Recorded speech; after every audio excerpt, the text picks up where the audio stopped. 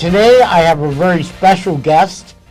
It's Ken Cuccinelli, former Attorney General in Virginia, a high-ranking official at DHS, an expert on election integrity, and the head of the Election Integrity Initiative.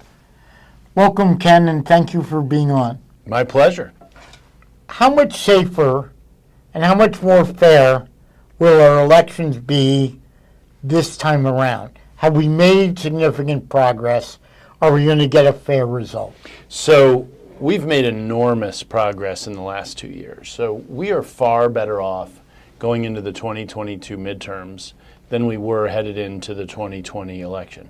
One simple way is that, unlike 2 years ago, we now have, as part of our coalition, a broad effort to have our election officials inside election offices. So we all talk about, what could or couldn't happen inside. Well, go inside yourself, and literally everybody watching can play this role. Now, it's too late for this election cycle to be an election official, which means literally sign people in, count the ballots, etc. But you can still be a poll watcher, which is the partisan equivalent where you watch and make sure the election officials are doing their job. And that oversight plays a tremendous role in keeping things clean and keeping them in accordance with the law. So I'll just point to one county, Prince William County, which in Virginia, where I just moved out of, that general registrar has violated Virginia law 4 times already, 4 different ways. And this morning, as you and I speak, the court ruled against him on the first one, and so they now have to fix that.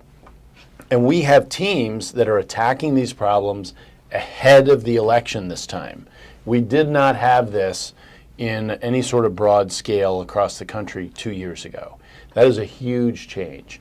In addition, we've seen in Georgia, even in some blue states, New Jersey made some transparency changes to their election laws. Texas, Arizona, we can go around the horn, Pennsylvania. Over 20 states have gotten rid of Zuckerbucks.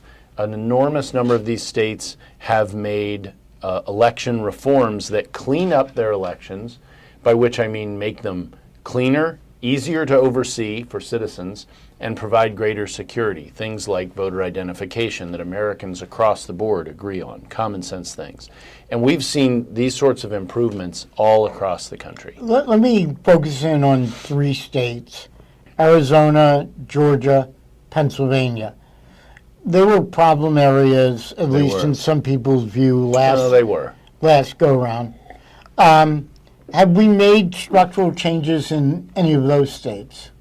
We've made the most structural changes in Georgia and Arizona.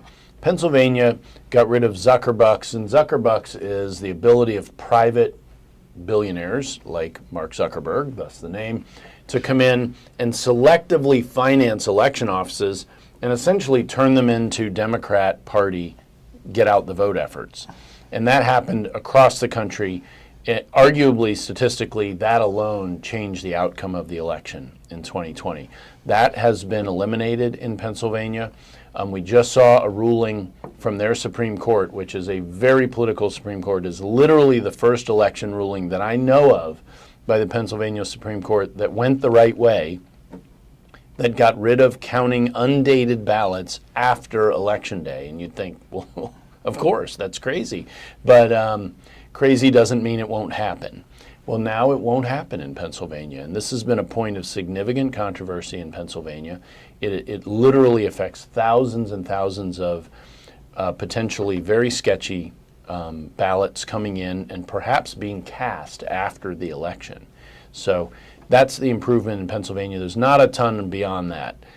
Pennsylvania did have the most comprehensive election proposal. It was very well thought out, and they have a lot to clean up. They have a 1937 election code, so there are words in their election code that don't even make sense anymore in the 2020s.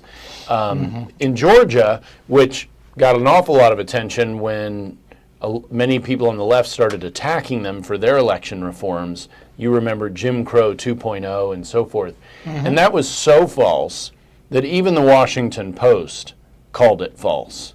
And you know it's bad when the Washington Post is calling you a liar and you're a left-winger, like President Joe Biden, Jim Clyburn, the vice president, Stacey Abrams, which she regrets right now as Brian Kemp beats her, I hope, in this election. So Georgia was a flashpoint. They tightened up their early voting. They improved their voter identification requirements. They provided oversight to some of these localities, like Fulton County, where they weren't obeying their own law. And I was a state legislator before I was Attorney General. You don't pass laws that say obey the law. You just pass the original law. And I pointed to Prince William County, where the registrar is just violating things that are on the books. These aren't whether or not there's an appropriate way to handle the situation. There already is. And when you don't play by the rules that are set out beforehand, not only do people get upset, they get paranoid. And just because you're paranoid doesn't mean they're not out to get you. It is very important to follow these, not just to get the election right, but that people have confidence that the election's been done right and done fairly. Well, thank you, Ken. Just one last question. Bottom line for our viewers, should they have confidence in this election, in your opinion? Going in, there's a lot more reason to have confidence in the election. There are problem areas. Pennsylvania has other issues that the Supreme Court of Pennsylvania, frankly, helps create issues rather than solve them. Places like Maricopa County, Arizona, continue to have problems where you have Republicans, by the way, who aren't obeying their own election laws.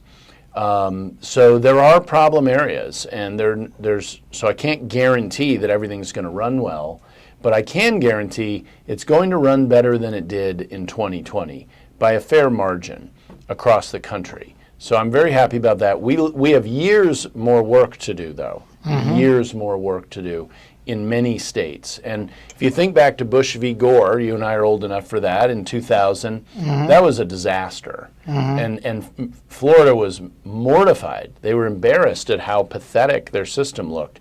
Well, they spent years cleaning it up.